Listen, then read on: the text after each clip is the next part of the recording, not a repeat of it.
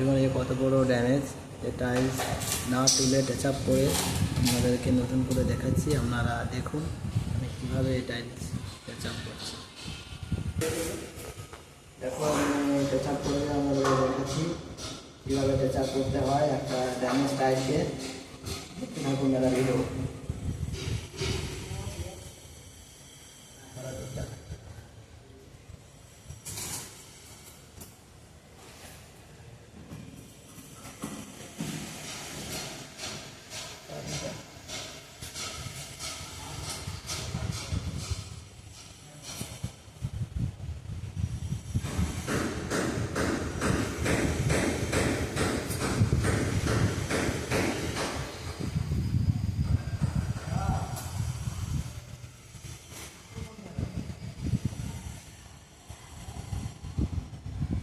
খেলাধুলা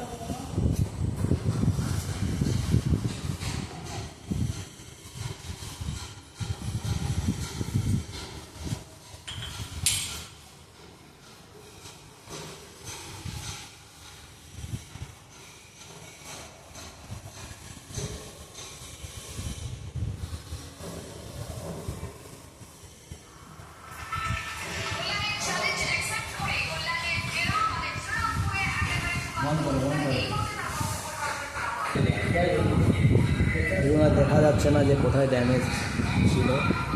এই জন্য আপনাদের বলছি টাইল না তুললে রিচার্জ করে নতুন করে বানানো যায়। আপনারা টাইল তুলবেন না, আমাদের ভিডিও দেখে আপনারা শিখে এটা করতে পারবেন। এবং ভালো লেগে থাকলে আপনারা শেয়ার ও কমেন্ট করে আমাকে জানাতে পারেন।